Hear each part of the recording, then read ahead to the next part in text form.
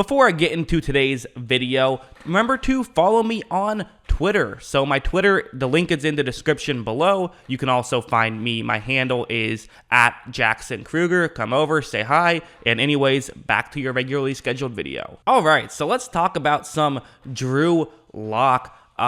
Drew Lock's interesting, right? So I sort of made a joking tweet, definitely a joking tweet right after this game of, has Drew Lock surpassed Justin Fields for the greatest quarterback to ever play? Because, you know, the Twitter hot takes after a single good play in a preseason were wild.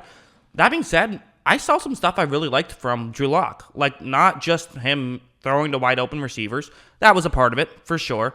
There was one nugget in particular that I loved, and actually a couple of things that really interested me. So again, just to reiterate how I sort of view these things is, I want to see what have you changed from what I know about you. So I know certain things about Drew Lock already. I'm not going to, freak out because he has a cannon of an arm for the most part. I'm not going to freak out over that stuff. What I want to see instead is, how has he improved upon the things he's bad at? And there were a couple things that kind of took me back a little bit, so in a good way. So the first play I'm going to show you is exactly that. So watch right here. What's going to happen is that it's zone coverage, play action, player running over the middle. One thing I've noticed about zone coverage, play actions in preseason is it really gives you an appreciation for how good NFL players are at not falling for play actions. When you see like backups completely falling for it, like, look, there's the play action. Look at how out of position some of these Minnesota players get. So at this point, there is a wide open receiver. Who cares? Whatever. Look at Drew Lock. So Drew Lock was running to the bottom of the screen. He stopped. This is something that seems like such a silly thing to bring up, and you're probably wondering, if you haven't paid close attention to Drew Lock, yeah, that's what you're supposed to do. Exactly. But Drew Lock hadn't done that for the first 2 years of his career. He was the king of not getting his feet planted, of throwing off balance, things like that, which were just a complete mess. And because of that, he makes a perfectly accurate throw where he would miss some throws, even though he is good at throwing off balance. You don't want to see him do that. Make sure your feet are planted and then make the throw. He did that. To me, that's showing to me that he's learning. He's getting better. That is good. So something like that is what I mean when I say this is an element of what he can, this is what I look for in the preseason. What are you bad at, and how are you improving upon it? That's something he was bad at, but now he's improving upon it, which I really like to see. You have something like this, which is also interesting. So it's going to be zone coverage that they're going up against, and I've shown two routes. These are both routes that could potentially get open against this coverage. So watch what happens. First, you're going to see Lock look towards the top of the screen. Nothing's open there. So he could make that throw, but that's dangerous, and it's not worth taking that chance for a few yards. Lock is going to look off of that throw, which is the correct decision. He then looks over the middle. Again, not really open. Linebacker doing a good job of staying with the tight end who he could throw to. So Lock, he got to a second read. That's not open either. And now pressure is starting to form. But instead, watch how he is going to just scramble out, and he's going to pick up a few yards on this play running. And that's just him, going through his progressions. The game's going a little bit slower than it had in years past. And part of that is, it is the preseason, right? And so it's less talented defenses, which means that the game is literally slower. But still, it's a little bit of nice poise. I like to see it. I'm not going to overreact to something like this, but I'll react to it. It's pretty nice to see. Like even something like this, it's a small thing, but I like it. So it's a 3rd down and 4. The Broncos are running mesh, and it's a zone coverage play. And watch what's going to happen. So look, right when this play starts, the way mesh can often work is that really you have multiple receivers running over the middle, crossing each other. A lot of times you can throw it to one of them, and if it's zone coverage that you're going up against, they can then just turn the shoulder, try to pick up the first down. That's something you can do.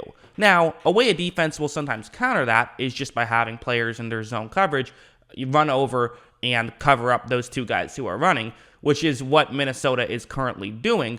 But there's a third aspect to this, which is, you call it the triangle spot of the mesh concept. The player I've circled, he is now going to be open since you have two Minnesota players kind of breaking off to cover the two crossing routes underneath.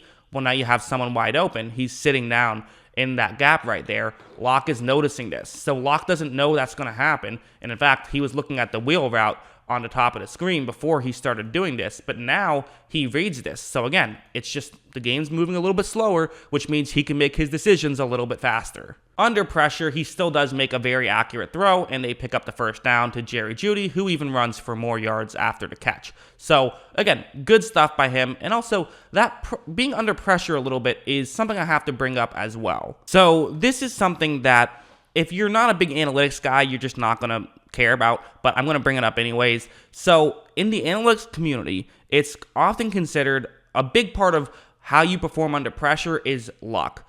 Now, there's obviously some skill, you can control it to some degree, but some elements are just, did the receiver get open? How big of a pressure was it? That kind of stuff.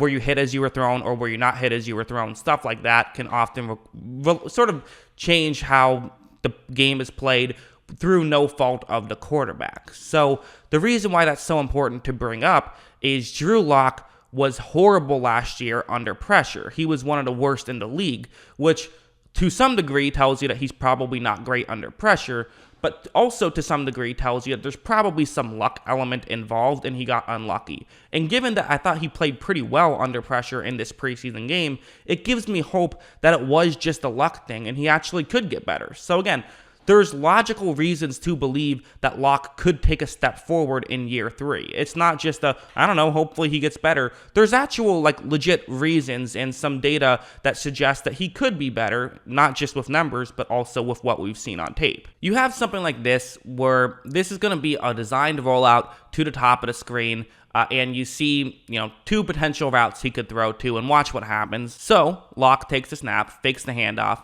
and this is going to be a play where, again, unfortunately, even though he stopped and made a good throw last time, that's not what he's going to do this time in terms of he's going to continue running, which I would like to see him get his feet planted here. I would, but he wants to get a better angle by running up there. So there's some real logic here. This isn't a lazy footwork decision. This is a conscious decision to throw off balance, and he is still good at it, like I said.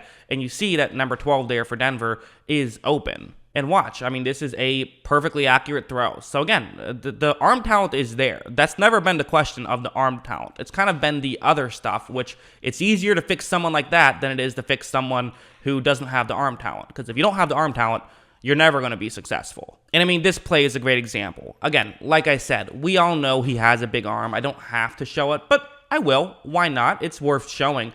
Everyone went crazy over Trey Lance's deep ball. Well, this one was just as impressive to me. Watch how right when this play starts. So you're going to see he's going to throw this at his own 11. And look at how far it goes. The camera couldn't even catch up to it. It's caught right here at about the 33-yard line or so. So if I'm correct about that, that would mean that it's 56 yards down the field. So that's a monster throw. And, KJ Hamler doing a great job of getting behind the defense. He was open. That's another aspect there. But still, just a cannon of an arm. We already knew that, but it's fun. I'll show it. Why not? So yeah, that's my thought about Drew Lock's preseason performance. Listen, there's only so much you can really talk about when it's one game in the preseason. It's a small sample size, and also Minnesota did not play their starters. So on one hand, you could easily just make the argument of, okay, sure, when a team is playing a base zone coverage, they don't have the most talented players out there, and the Denver Broncos are having their first team, of course Drew Lock is going to play well. That should be expected, and I think that's fair. I really do. I think that some of the stuff is fair. I also saw some things of improvement for Drew Lock. I would still stand by, everyone it's the weirdest thing. I don't understand it, where everyone is killing the Broncos for drafting Surtain over Justin Fields, but nobody is killing Carolina for it, despite making basically the same decision. And I don't think it's obvious to me that there's a better chance Sam Darnold succeeds than Drew Lock succeeds. I really don't. I think there's about as good of a chance. I maybe would even say there's a better chance that Lock succeeds than Darnold. I really do. I think there is a chance Lock turns it around and can be a good quarterback. So if that happens, the Broncos will look like geniuses.